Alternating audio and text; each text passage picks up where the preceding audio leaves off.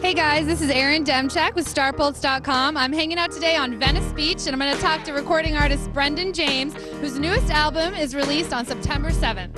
I'm smarter than your average Jonathan or Joe. I could fill 100 suitcases with everything I know, but I am stupid for your love. Hey guys, I'm here on beautiful Venice Beach with recording artist Brendan James. How are you today?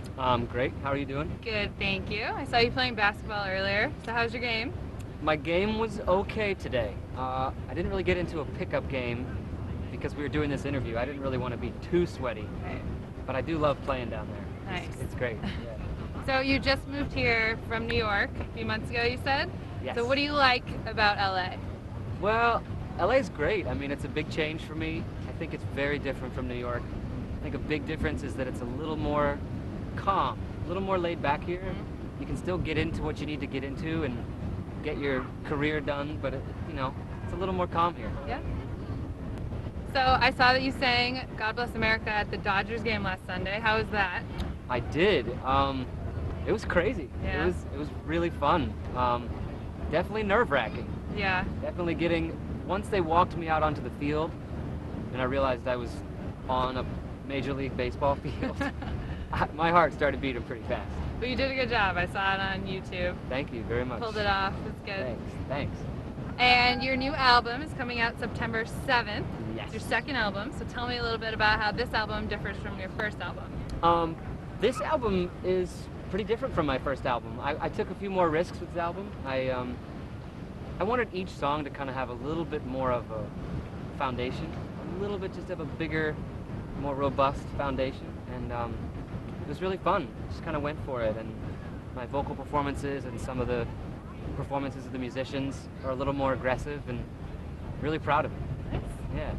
And you have a few shows coming up on the West Coast starting in August. And Yes. your last one in LA is at the Mint on September 7th. So did you plan that accordingly? So when your album comes out, you're in LA doing a show? Might have planned that a little bit, yes. Very smart.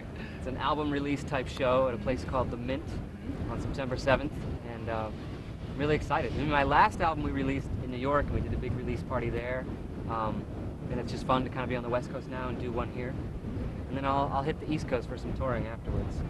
Yeah. And the first single released off of this new album was The Fall. And why did you choose that as the first one to be released? Well, first of all, my record label and my management loved it for a single option. And I was really proud of it because I think of all the songs on the record, it's the most me. It's very, there's piano and there's drums and there's strings, and I really like the message, and I kind of poured my heart into it. So I'm glad that it's the first single. It's the first one everybody gets to hear. And I read that you had kind of a collaboration with Carly Simon a few years ago. So how was that experience? No, it's funny. I can't believe that's still coming up. I mean, it was She's so great. No, she's amazing. It was so wonderful. She just for a few years there kind of took me under her wing, and Wow. I learned a lot from her. I will never forget what she did for me, and just gave me some good pointers and some good songwriting pointers, and I'll always take that with me. She's very sweet. Who else as an artist do you look up to?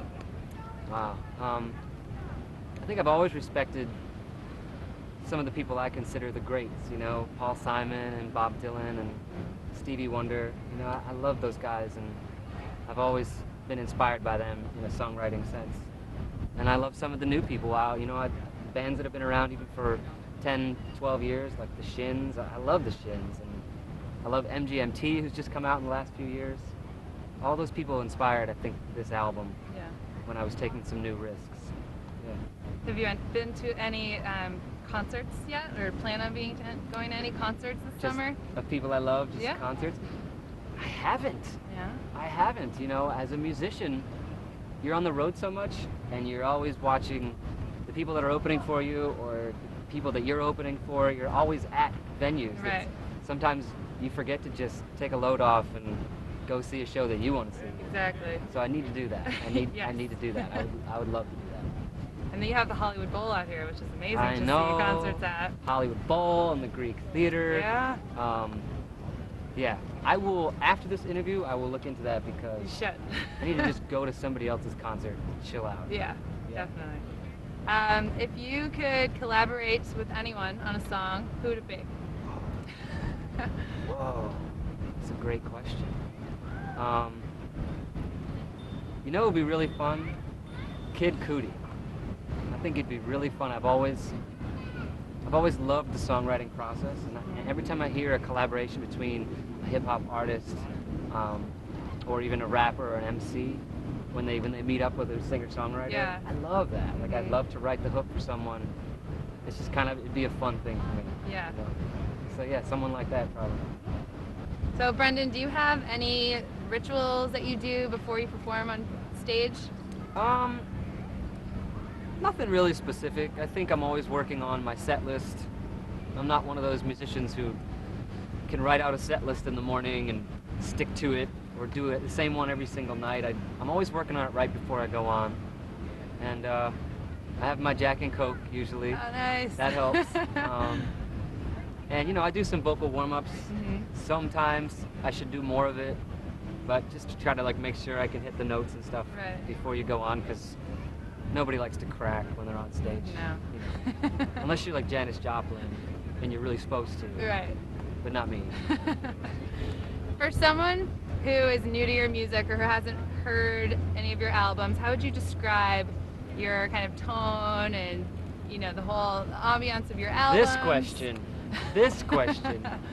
What does your music sound like? That's tough. I don't know.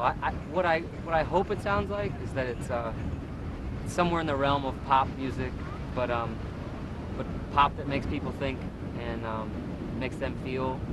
And I don't know. Maybe it's kind of like David Gray, or some people have said, I don't know, James Taylor at times. A few songs. Yeah. You know, it's hard because what I try to do is write different kinds of songs, and so I'm all over the map sometimes. So hopefully it's just good music that makes people feel good. You know. And you have a Twitter that your fans can follow. Are you doing a lot on Twitter, just kind of updating your fans? And how are you promoting this album? Twitter, I have to be honest, when it first came out, I was like, what is this? What is this Twitter thing, and why did they call it Twitter? But now I love it. I love Twitter. It's so great to kind of just be talking to your fans all the time, and right after this interview, I'll probably tweet something that I just had a great interview sitting on top of a mushroom on Venice Beach. You know, it just keeps people up to date, and it's great because I love telling people when my album's coming out and when my shows are. And what is your Twitter address? It is @BJamesMusic. All right. I'll follow you. I try to post as many pictures as I can too. It's pretty fun. Nice. So you can also go on your website, brendanjames.com, and you have a song, Stupid for Your Love, that is a free download that your fans can go on and get. So tell me a little bit about the premise behind that song. And that song is fun for me. That's a little bit of a departure for me. I think I was having some writing block last year when I was writing this album, and nobody likes writer's block.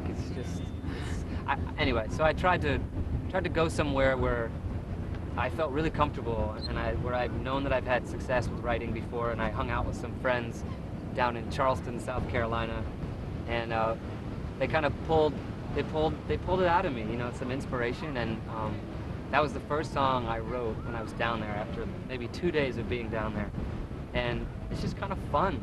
Those people in that town kind of encouraged me to be myself and relax and not let the music business get to me. And so that song is just about relationships I've been in and love that I've experienced, and realizing I've been pretty stupid for love, you know, in my life. so, Brendan, have you ever been so stupid in love that you've done something crazy? I guess so. Probably many times. I guess the first thing that's coming to my mind is being pretty in love last year, and when I was recording in London, I, on a whim, decided to fly my girl out. And it was pretty last minute, and I ended up taking like 6 full days off of recording, and we just went all around London, and it's a pretty romantic week. Very. We really needed it because I've been traveling so much, and it was pretty stupid because it wasn't cheap, but it was worth it. Okay, Erin. Yes. If you're gonna put me on the spot and ask me what I've done that's crazy, have you ever been so stupid in love that you've done something ridiculous? Well, I fall fast, okay? And I wrote a poem for a guy I was only dating for like 2 weeks, and needless to say, I scared him off. So, Ooh. yeah, Poems- that was poems are very tough. crazy and stupid. Poems are fine in like a month. Yeah, it was 2 weeks. Poems are fine in like a year. Yeah, a year.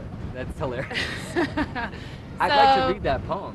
yeah, I forgot about it. I forgot about him out of my life.